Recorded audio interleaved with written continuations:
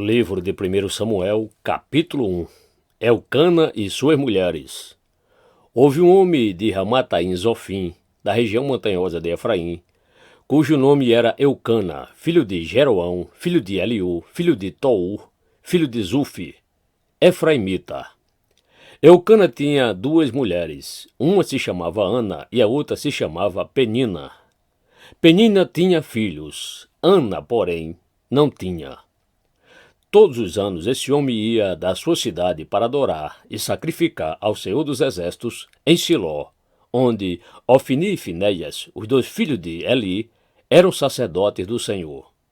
No dia em que Elcana oferecia o seu sacrifício, ele dava porções deste a Penina, sua mulher, e a todos os seus filhos e filhas. A Ana, porém, dava uma porção dobrada, porque ele a amava, mesmo que o Senhor a tivesse deixado estéril. Penina, sua rival, a provocava excessivamente para irritar, porque o Senhor a tinha deixado sem filhos. Isso acontecia ano após ano. Todas as vezes que Ana ia à casa do Senhor, a outra a irritava. Por isso Ana se punha a chorar e não comia nada. Então Elcana, seu marido, lhe disse: Ana, por que você está chorando? E por que não quer comer? E por que está tão triste? Será que eu não sou melhor para você do que 10 filhos? A oração e o voto de Ana. Certa vez, após terem comido e bebido em Siló, Ana se levantou, quando o sacerdote ali estava sentado na sua cadeira, junto a um pilar do templo do Senhor. E Ana, com amargura de alma, orou ao Senhor e chorou muito. Ela fez um voto, dizendo: Senhor dos Exércitos, se de fato olhares para a aflição da tua serva, e te lembrares de mim, e não te esqueceres da tua serva, e lhe deres um filho homem, eu o dedicarei ao Senhor por todos os dias da sua vida, e sobre a cabeça dele não passará navalha. Ana continuava a orar diante do Senhor, e o sacerdote ali começou a observar o movimento dos lábios dela, porque Ana só falava em seu coração. Os seus lábios se moviam, porém não se ouvia voz nenhuma. Por isso ele pensou que ela estava embriagada, e lhe disse: Até quando você vai ficar embriagada? Trate de ficar longe do vinho. Porém Ana respondeu: Não, meu senhor, eu sou uma mulher angustiada de espírito. Não bebi vinho nem bebida forte. Apenas estava derramando a minha alma diante do Senhor. Não pense que esta sua serva é ímpia. Eu estava orando assim até agora porque é grande a minha ansiedade e a minha aflição. Então ele disse: Vá em paz, e que o Deus de Israel lhe conceda o que você pediu. Ana respondeu: Que eu possa encontrar favor aos seus olhos. Então ela seguiu seu caminho, comeu alguma coisa e o seu semblante já não era triste. Nascimento e dedicação de Samuel. Eles se levantaram de madrugada e adoraram diante do Senhor. Depois voltaram para casa em Ramá. Elcana teve relações com Ana, sua mulher, e o Senhor se lembrou dela. Ana ficou grávida e, passado o devido tempo, teve um filho, a quem deu o nome de Samuel, pois dizia: Do Senhor o pedi. Elcana, seu marido, foi com toda a sua casa para oferecer ao Senhor o sacrifício anual e para cumprir o seu voto. Ana, porém, não foi. Ela disse a seu marido: Quando o menino for desmamado, eu o levarei para ser apresentado ao Senhor e para lá ficar para sempre. Elcana, seu marido, respondeu: Faça o que achar melhor. Fique aqui até desmamá-lo, e que o Senhor confirme a promessa que você fez. Assim Ana ficou em casa e amamentou o filho até que o desmamou. Depois de o ter desmamado, ela o levou consigo com um novilho de 3 anos, uma medida de farinha e um odre de vinho, e o apresentou à casa do Senhor em Siló. O menino ainda era muito pequeno. Depois de ter sacrificado o novilho, levaram o menino a Eli. E Ana disse: Ah, meu senhor, tão certo como você vive, eu sou aquela mulher que esteve aqui ao seu lado, orando ao Senhor. Era por este menino que eu orava, e o seu Deus me concedeu o pedido que eu fiz. Por isso também o entrego ao Senhor. Por todos os dias que viver, será dedicado ao Senhor. E ali eles adoraram o Senhor.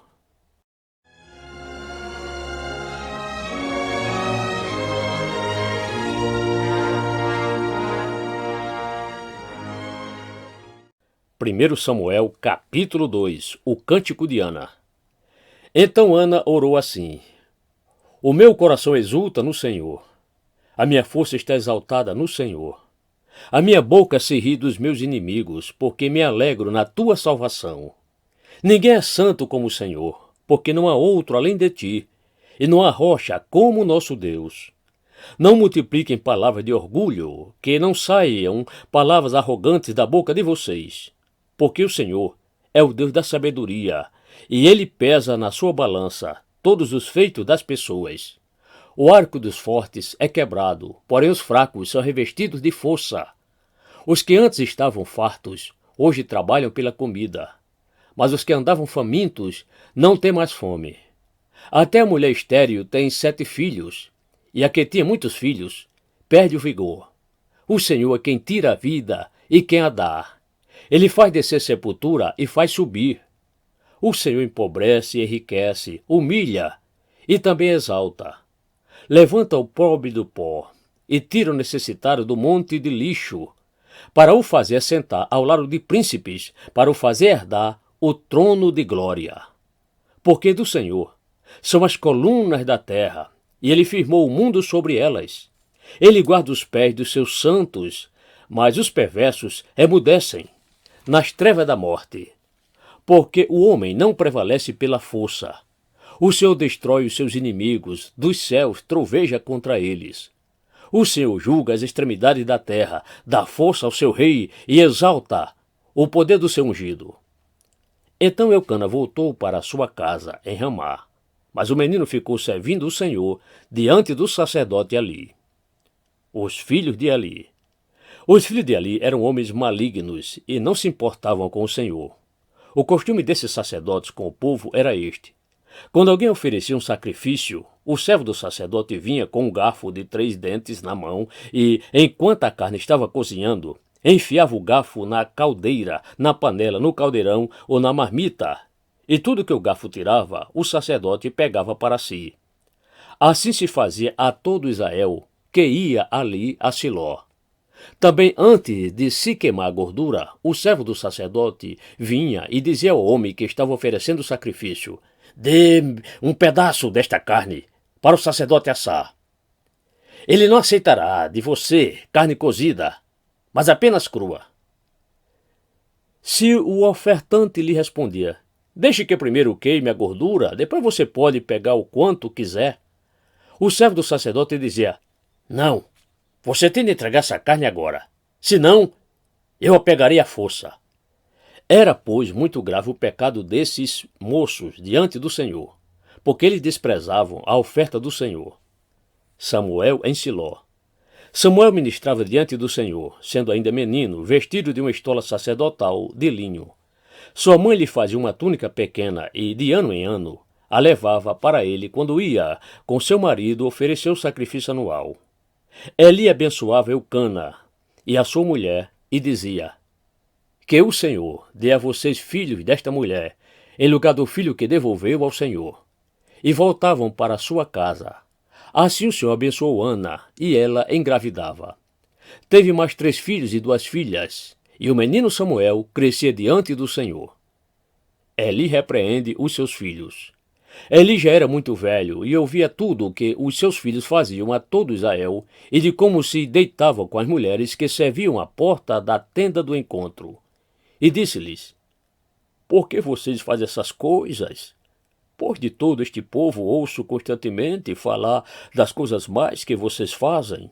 Não, meus filhos, porque não é boa fama esta que ouço. Vocês estão levando o povo do Senhor a transgredir. Se o homem pecar contra o seu próximo, Deus será o árbitro. Mas se ele pecar contra o Senhor, quem intercederá por ele?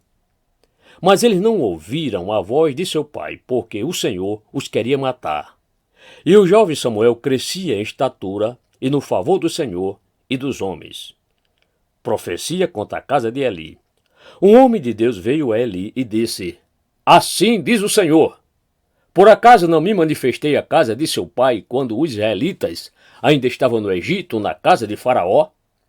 Eu o escolhi dentre todas as tribos de Israel para ser o meu sacerdote, para subir ao meu altar, para queimar o incenso e para usar a estola sacerdotal diante de mim.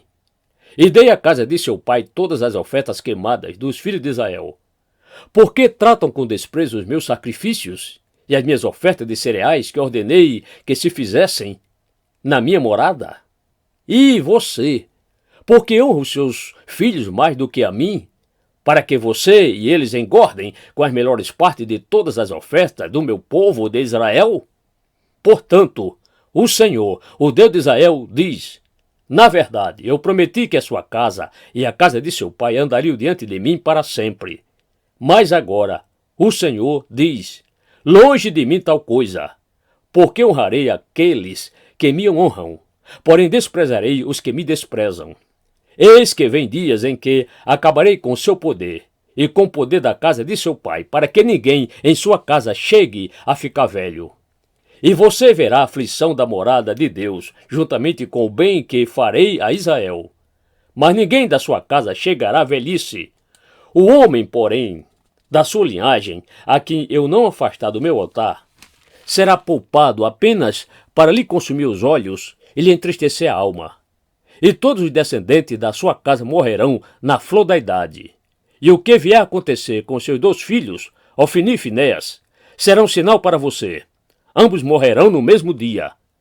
Então suscitarei para mim um sacerdote fiel, que fará segundo o que tenho no coração e na mente. Eu lhe edificarei uma casa estável, e ele andará diante do meu ungido para sempre. E todo aquele que restar da sua casa virá a inclinar-se diante dele, para obter uma moeda de prata e um bocado de pão. E dirá: peço que você me dê um dos cargos sacerdotais, para que eu tenha um pedaço de pão para comer.